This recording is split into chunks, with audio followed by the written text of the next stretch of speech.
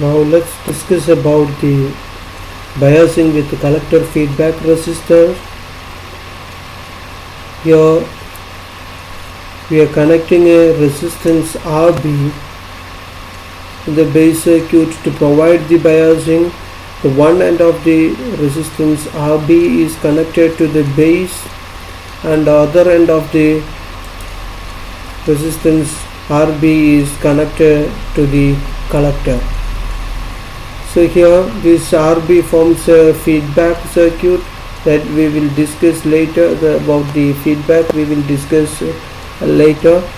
But remember that this type of connection, that is actually the output is taken from the collector circuit, and while connecting RB from collector to the base, we are providing a path for the output voltage to appear to the input, or the output is a portion of the output is allowed to be appear in the input, and that is called feedback, or feeding back the output to the input is called a feedback. So here the resistance RB acts as a feedback resistor. That's why the name collector feedback is used for this type of transistor biasing. And in the previous case, that is in the case of a fixed bias, otherwise we call it as a base resistor method. In that case, the base current IB is solely determined by the VCC, because the RB is directly connected to the VCC. But here the base current IB is not determined by the VCC, but it is determined by the voltage across these two terminals, that is collector and emitter. That is, we can say that the volt IB is determined by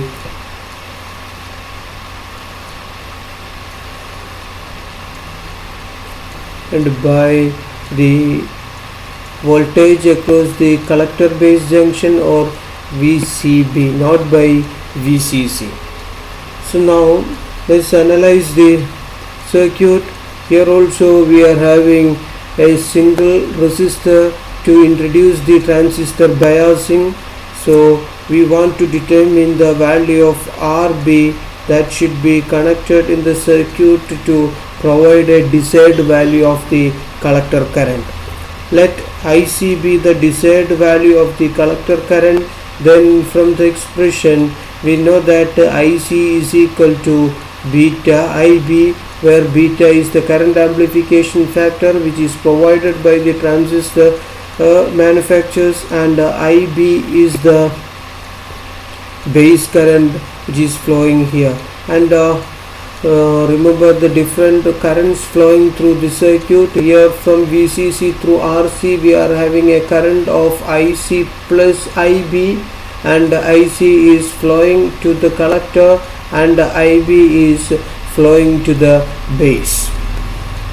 So now to analyze this circuit, let's apply the Kirchhoff's law along this red line, that is start from VCC. So from here VCC, then there is a voltage drop across RC, that is IC plus RB into RC, and then there is a voltage drop across RB. Then we are having a base emitter junction, and then it reaches the negative terminal of the battery. So let's write the equation. So starting from the point, we have VCC minus IC plus IB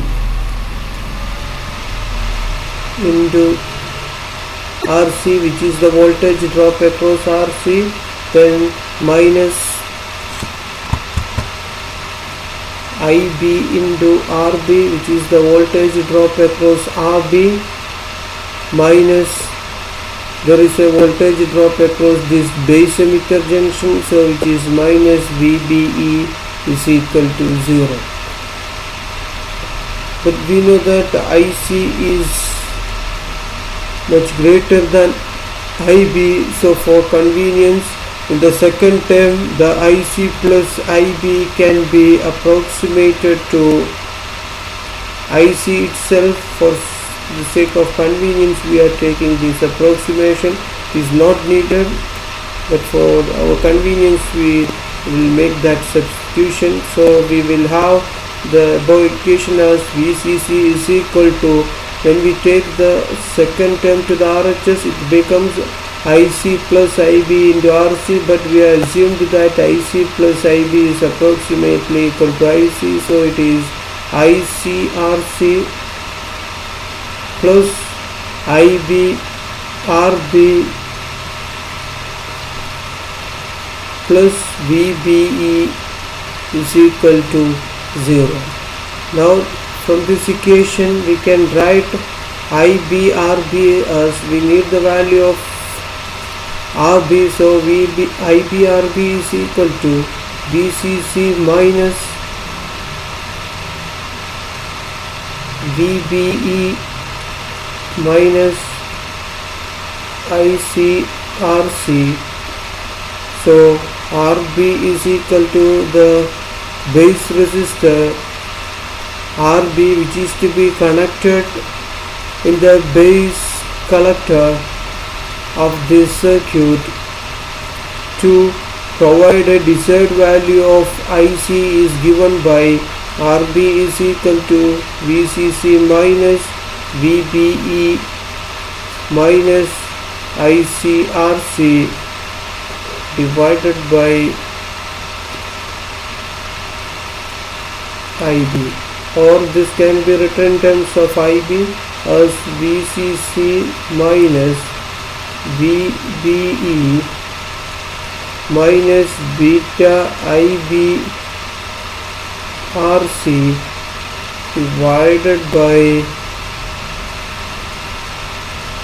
IB. So this is the expression for RB. Here VCC is fixed, which is the voltage source which we connect in the circuit, and VB is the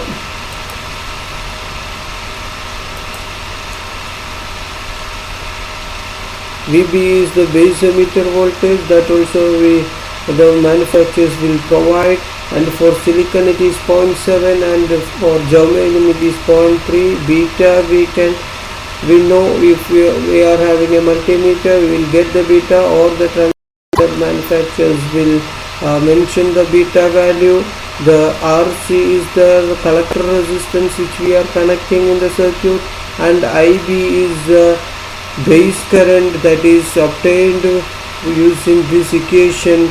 IB is equal to IC by beta, where IC is the desired collector current for proper biasing of the circuit. So this is the way we can design a transistor biasing circuit with a collector feedback resistor. Now let's see what is the stability factor for this circuit. For that we know the expression for the stability factor as S is equal to beta plus 1 divided by 1 minus beta into DIB by DIC. So this is the stability factor. So to calculate this quantity we should know what is DIB by DIC. For that I am taking this expression, that is VCC equal to ICRC plus IBRB plus VBE.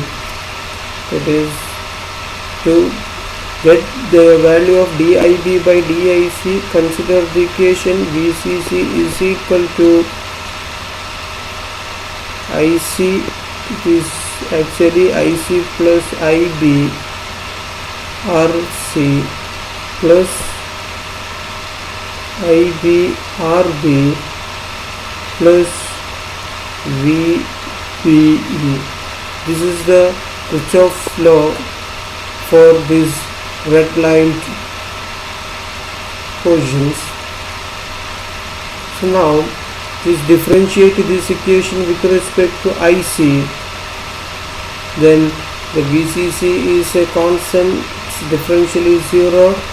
Then IC, differential of IC with respect to IC is 1.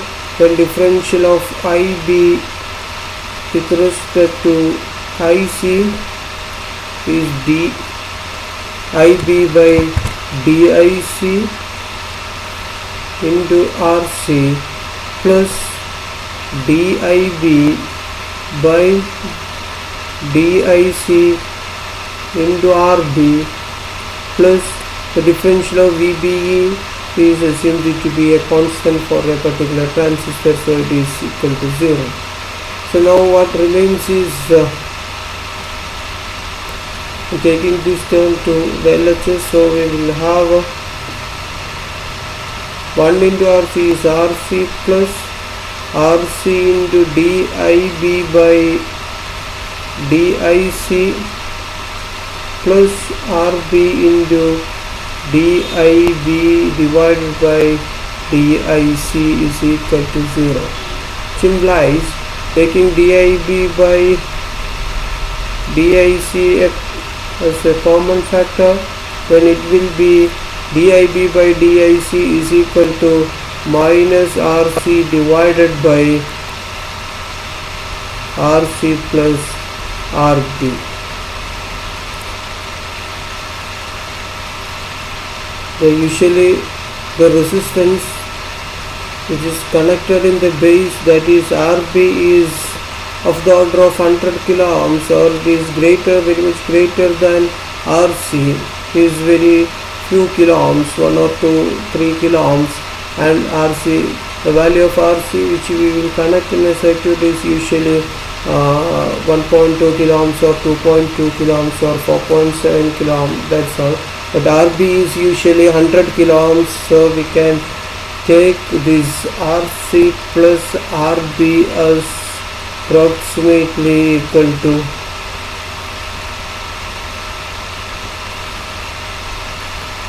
RB by proper mathematics of applying this one in the above equation. What we will obtain for DIB by DIC is equal to minus RC by RB. This is a crude approximation. Anyway, we can take it as a minus some quantity. Now if you substitute it here in the expression for the stability factor, yes, we will get S is equal to beta plus 1 divided by 1 minus beta into DIB by DIC is minus RC by RB. So it is equal to beta plus 1 divided by 1 plus beta RC by RB. Now even though RC by RB is less than 1,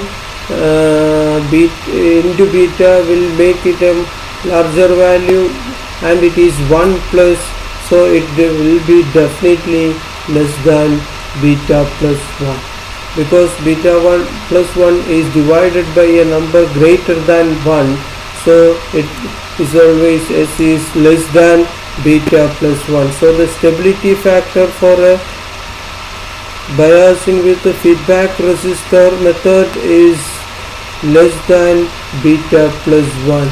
But in the case of a fixed bias or base resistor method, the stability factor is approximately equal to beta plus 1.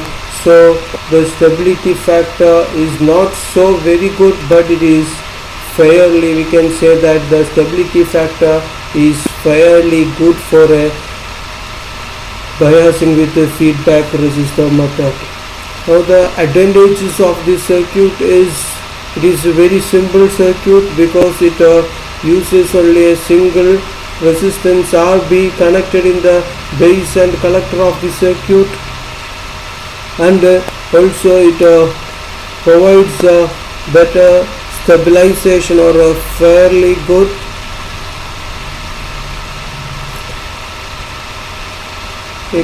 stabilization also as compared to the base resistor biasing method. And the disadvantages are, these are the advantages. Now if we consider the disadvantages, the stabilization is only fairly good, so it does not give a very high stabilization. And there is a, I told you, the circuit provides a negative feedback, and which reduces the gain of the amplifier. It provides the negative feedback, so it reduces the gain of the transistor amplifier. So this is a disadvantage of this one, or disadvantage of this feedback, collector feedback biasing method. Thank you.